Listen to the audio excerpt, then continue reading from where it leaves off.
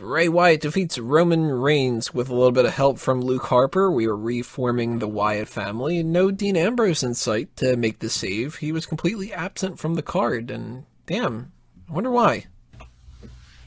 Anybody have any ideas? I think he got lost on the subway. Maybe. I'll buy it.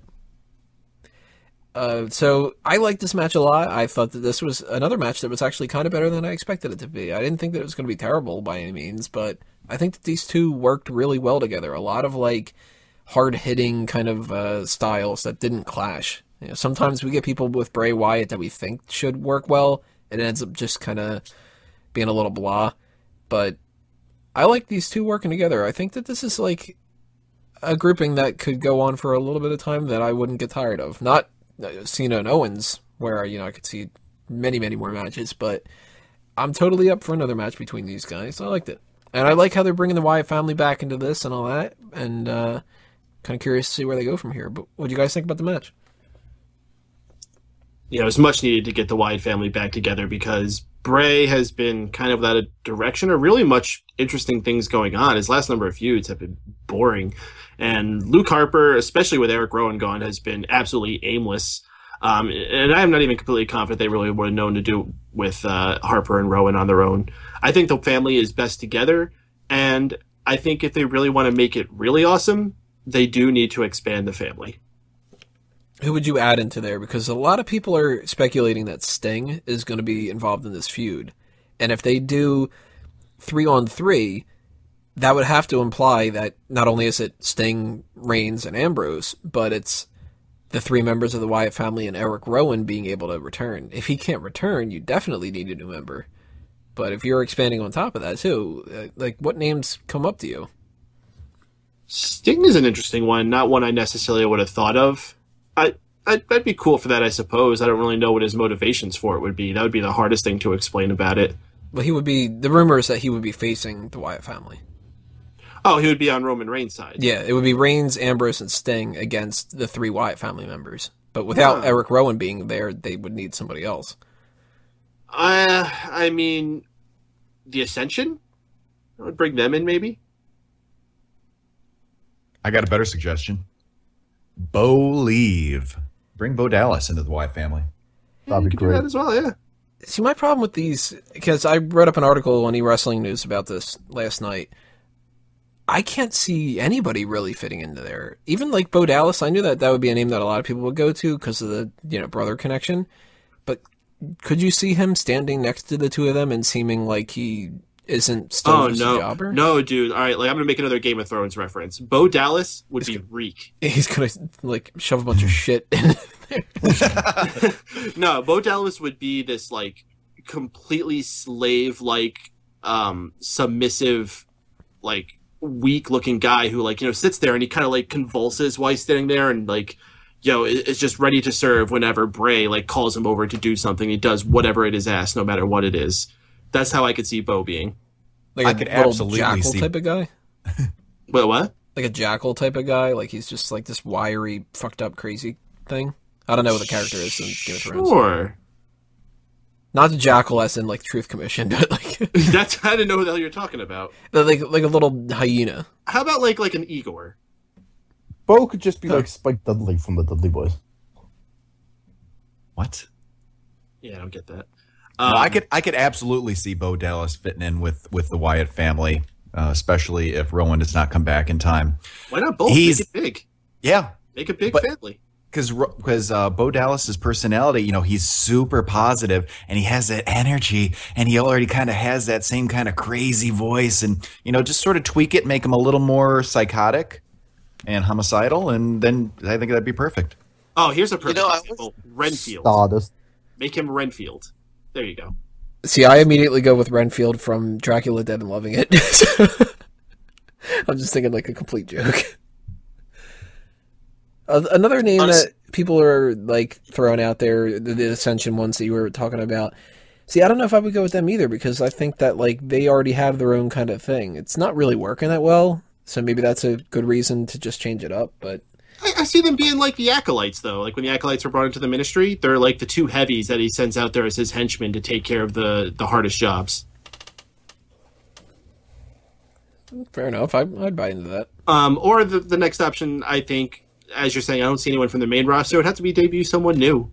I mean, fuck, just bring up Marcus Louis. I mean, he's not going to do anything more down there. Sink or swim, bring him up, see if he has anything to offer, and if he ends up just being a background character in the Wyatt family story, he could be the Reese.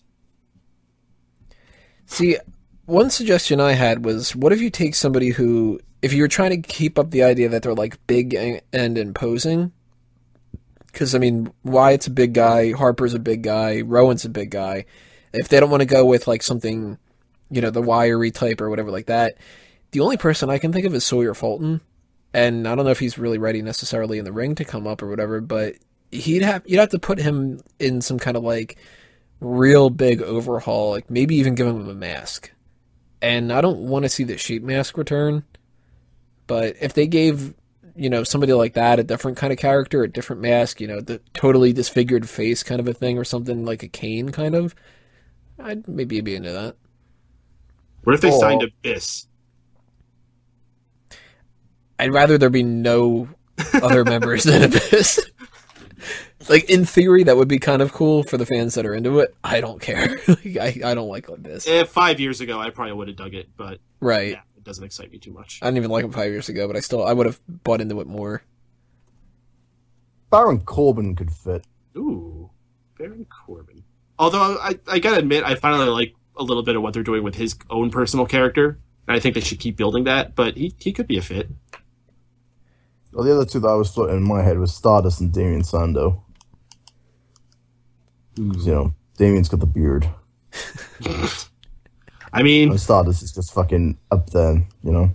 Could have Daniel Bryan come back. Doesn't have to wrestle. I was gonna say his doctors wouldn't like that. No, he doesn't have to wrestle. He could just be a dude, and like you could get serious heat with Daniel Bryan that way. What if Bray Wyatt revealed that he actually is serving a higher power, and it ends up being Daniel Bryan? Higher power. Then we have Undertaker and Kane come back in as the New Age Outlaws to feud with them. What if it was somebody like fucking Solomon Crow? Oh God, no! Because his character's terrible. Yeah, his character sucks. Honestly, again, another person that would be like, all right, you know, bring him up, throw him in something like that. If he's throwaway, so what? Sink or swim. Let him see how he does. Because I'm not a fan of him at all. He's actually one of my least favorite people that's in WWE right now. But at the very least, if they changed his character around and made him a heel, maybe I'd like him a little bit more, you know? He didn't live up to the hype. Oh, shit. What about Rhino? Why the fuck not? He's on your payroll. He's kind of like shaggy looking and shit. Yeah. Is he just on a WWE role, or does he have like that same thing that Samoa Joe had, where he could also do? I think he's open, but I'm well? sure you could lock him down if you wanted to. I'd be down for it. To be honest, there's a lot of guys on the roster who aren't doing anything to the point where you could put them in with the Wyatt family to see if they can sink or swim. So, any name other than Adam Rose can work. Oh god, Adam Rose would be terrible. Well, bring it back to Battleground. What did you guys think of Bray Wyatt and Roman Reigns? Was it good that they had this happen right here, or was this something where Reigns should have won or whatever like that? I think this is a great booking decision, and I totally am down with what they did. Yeah, this builds a chapter in a story. There's a lot further they can go with this. Match wasn't too bad either, and I feel like they were holding back too, and they can do better. So I'm definitely intrigued. There was a lot of speculation that Dean Ambrose may have even been involved here. I'm glad if they are doing that they held off. Again, this is a chaptered story. You get to have this first one now, and you get to have a little bit later. It's very smart. I agree with Mike. I was happy with the way it turned out. I thought it was a good finish. I think there should have been more energy into it. I understand that they're holding off and they're probably going to extend this feud, but it seems, especially given the personal nature of it, you know, Bray Wyatt bringing in Roman Reigns' family into the thing and made it very personal. And it seemed like there should have been a greater passion or drive behind Roman Reigns' attacks. You know, he didn't seem as on the offense as he should have been. That and the fact that, I don't know, it seemed to see there was a few moments where it kind of slowed down, and I think it should have just been not just spot after spot, but I think the energy should have been kept up a little better than it was. Maybe the match went on a little too long or something like that. But I thought Harper coming in and interfering, good way to end the match. You know, I mean, I'm usually against DQs and interference. Well, although it wasn't a DQ, it was a clean finish, but a distraction on a pay-per-view match. But I thought this one worked storyline wise, and so I'm happy and I'm looking forward to see where it goes. Any other thoughts? I wasn't a fan of this match. I hated this match. I thought it was the worst match of the night. Is that because it's Roman Reigns? No. Could be. I don't know. I just didn't enjoy it. I really didn't. I tried to enjoy it because it's Bray Wyatt and I like Bray Wyatt. I don't know. I just couldn't get into it. The finish was alright. I like the finish. And when Luke Harper revealed himself, I was like, oh yeah, I forgot about him. Pretty sure WWE creative team did too. But I mean, you saw the beard right away. You knew who it was. And then the announcers were like, oh my God, who is it? Who could it be? Who's this? Just like, come on. I mean, maybe I'm a dummy. There was a second where I thought it might have been Sandow. Really? Mm-hmm. Dude, just imagine if Sandow joined them. That'd be incredible. Not doing anything else, man. Macho Mandow is dumb. He's not dumb. Alrighty, guys, leave those comments. We're going to continue on here with the Triple Threat Divas match in the next part. Stay tuned. Click on the next video. You know the score by now. You've done it for a couple times this episode. Continue doing that. We'll be right back.